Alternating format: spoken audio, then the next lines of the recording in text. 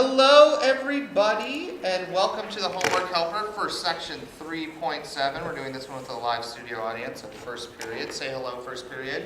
Hi. All right, now don't talk anymore. All right, so let's go ahead and hop in here. The very first section is asking about symmetry and distance. So essentially what we're looking at when it's asking this sort of stuff is, remember, we would have equations like this, or we'd have graphs like this.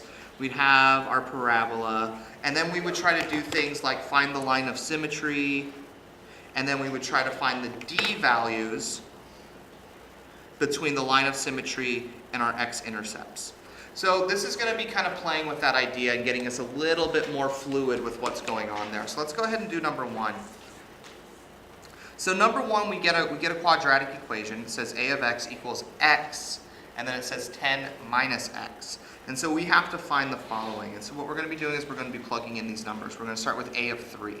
So when a of 3 is in this equation, that means we turn all of our x's into 3's. So this becomes 3 times 10 minus 3, which means we have 3 times 7, which means it's 21. Okay. Likewise, a of 4. So that means we have 4 times 10 minus 4, or 4 times 6, which is 1232. Okay. A of 6. So we have 6 times 10 minus 6, which is 6 times 4. Oh, does that look familiar? It should, because we just did 4 times 6. So this is going to be 32. So we see some symmetry here. We see some symmetry. And then finally, it asks us when a of x equals 0. So when a of x equals 0 means it's asking about this. What did I do? 12, 32? 12, 24, my bad. 24. I added an extra 6 in there, didn't I? 24. Cool. So we have 24, we know that that's our line of symmetry.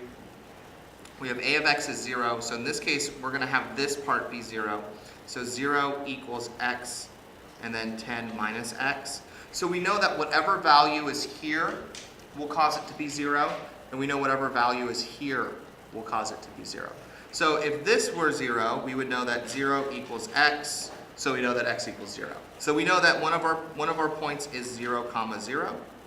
Now for this side, 10 minus x, so 0 equals 10 minus x. So if I add x to both sides, I get x equals 10. So I know that 10, 0 is my other point.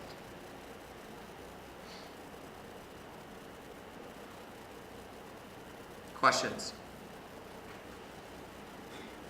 See another one of these? Pretty straightforward. No opinion? Lovely. We'll move on then. So for these, it's asking us to use whatever method we think is most efficient.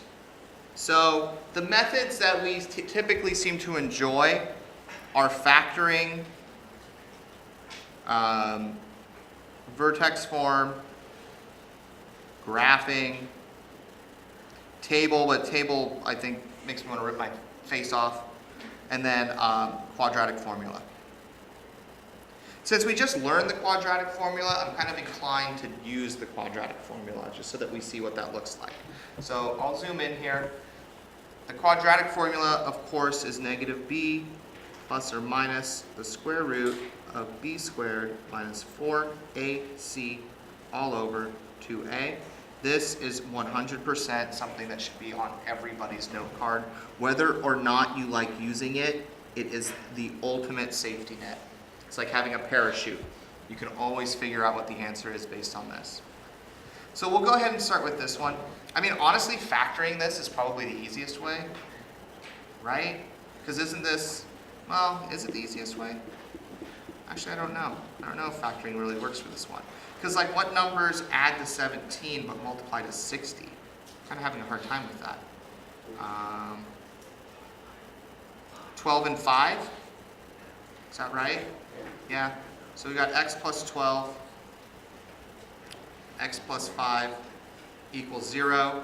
So x plus 12 could equal 0, or x plus 5 could equal 0. So x could equal negative 12, or x could equal negative 5. It's definitely possible. Or we could use the quadratic equation. So I have negative 17 plus or minus the square root of 17 squared. Uh-oh, this is already looking ugly.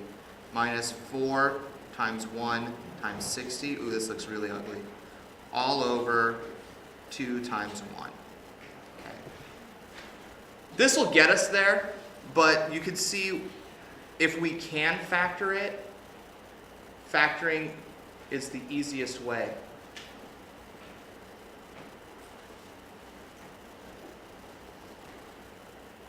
We could continue to grind this out. You know, we end up with 17 squared, which I don't know on the top of my head. 17 times 17.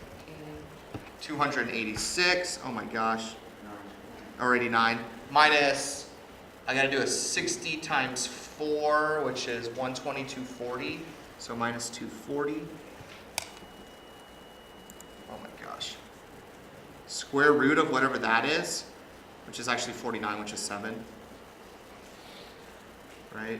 So that equals negative 17 plus or minus the square root of 49 over 2, which is negative 17 plus or minus 7 over 2.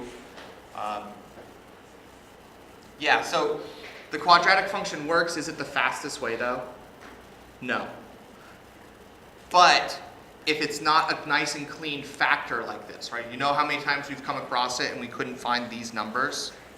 Right? We couldn't find the numbers that are supposed to fit for our factors. If you can't find those, then use the quadratic formula. That is my simple advice.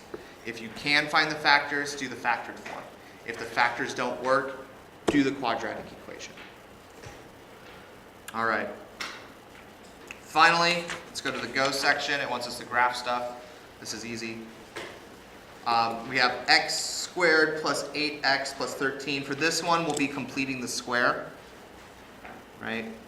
So when we complete the square, we ignore that.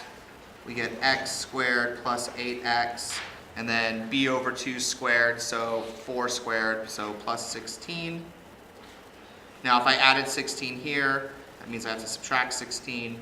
So that finally gives me f of x equals x plus 4 squared minus 3. I know my line of symmetry is going to be x equals negative 4. How did I know that? Because I know my vertex is the point negative 4, negative 3.